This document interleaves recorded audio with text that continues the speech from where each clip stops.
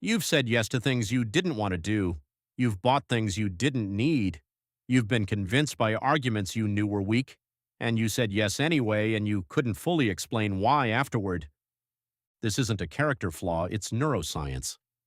The human brain is not a rational decision-making machine that occasionally makes mistakes. It is a pattern recognition system that takes shortcuts that work most of the time and that can be systematically exploited by anyone who understands how they function. Today we're going deep into the science of persuasion, 6 principles, documented across decades of psychological research, that explain why you say yes when you want to say no. And more importantly, how to recognize when they're being used on you. Stay until the end, because the last principle is the one being used on you right now, every single day, and most people never notice. The work of Robert Cialdini.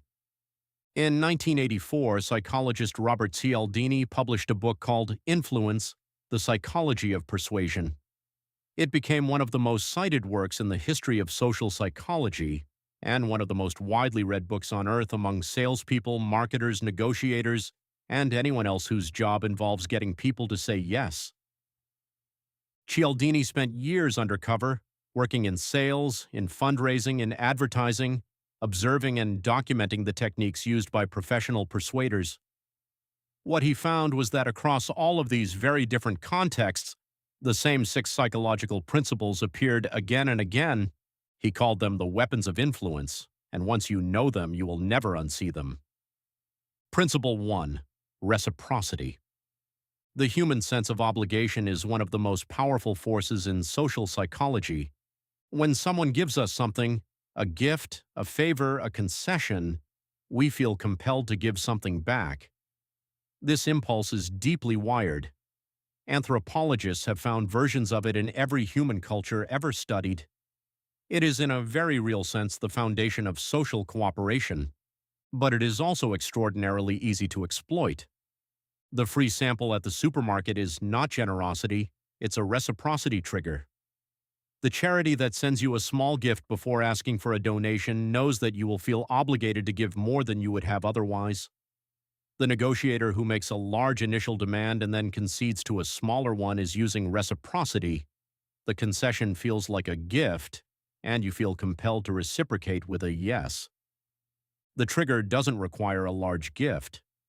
Research has shown that even tiny, unsolicited acts of giving can produce significant compliance with subsequent requests.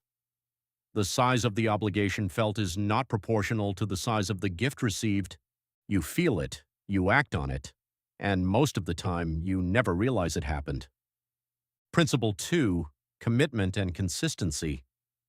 Once we have committed to something, publicly, in writing, or even just in our own minds, we feel powerful internal pressure to behave consistently with that commitment.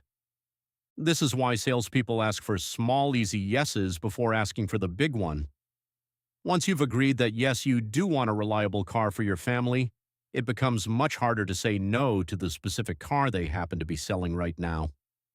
In a classic study, homeowners who agreed to put a small sign in their window supporting a cause were dramatically more likely to later agree to put a large, ugly billboard in their front yard for the same cause. The small commitment had changed how they saw themselves, and consistency with that self-image did the rest. The principle works because we are wired to appear consistent. Inconsistency feels threatening to our sense of identity, and professional persuaders know exactly how to use that against you. Principle 3. Social proof. When we don't know what to do, we look at what other people are doing. This is not irrationality. In most situations, what the crowd is doing really is useful information. Social proof is a mental shortcut that works the majority of the time, but it can be triggered artificially. The laugh track on a television show tells your brain that other people found this funny, and you respond accordingly. The restaurant with a line outside is assumed to be better than the empty one next door. The product with 10,000 reviews feels more trustworthy than the one with 10. Professional persuaders manufacture social proof constantly: testimonials, bestseller lists, follower counts, celebrity endorsements. All of them are saying the same thing: other people like you have already said yes. Your brain interprets this as evidence that yes is the correct answer. Principle 4. Authority. We are conditioned from childhood to defer to authority, to follow instructions from those with expertise, credentials, and status. This is usually adaptive.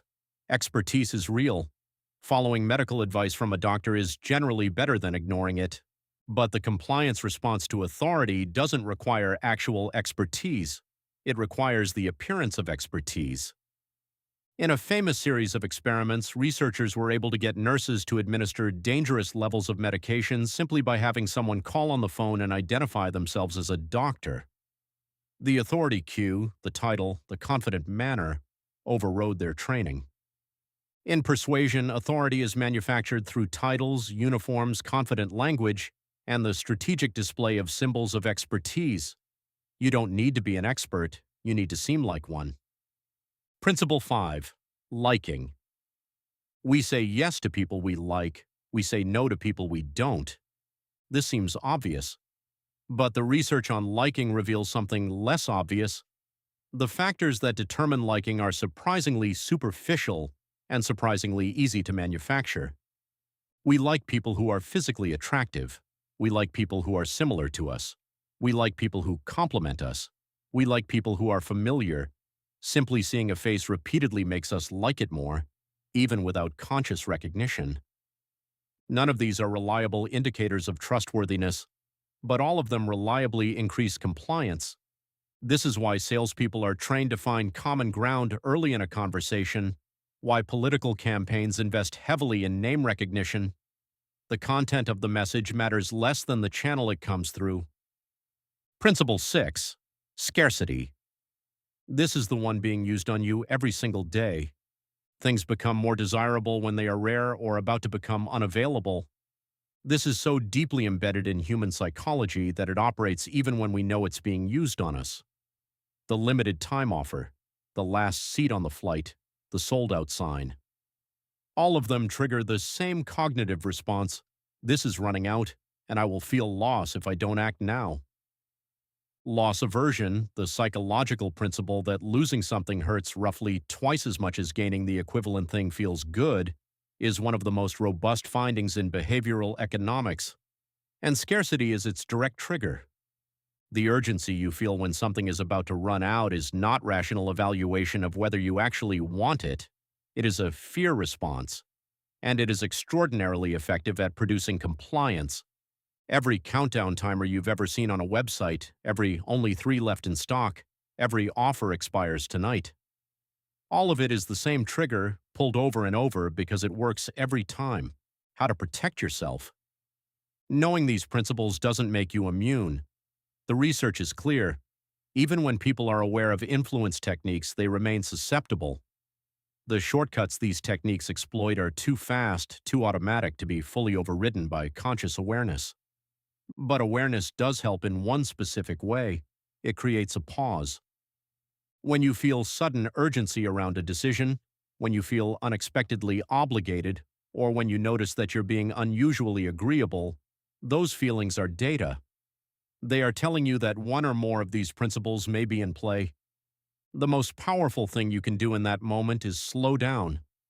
The pressure you feel to decide quickly is almost always manufactured. Real opportunities don't evaporate in seconds. Real relationships don't require immediate compliance. Ask yourself, if I remove the pressure, the obligation, the social proof, do I still want this? Is this actually aligned with what I value? The answer to that question, made slowly and in private, is your real decision. Everything else is someone else's agenda, wearing the clothes of your own desire. Subscribe for more videos on the psychology of influence, persuasion, and how to protect your mind. I'll see you next week.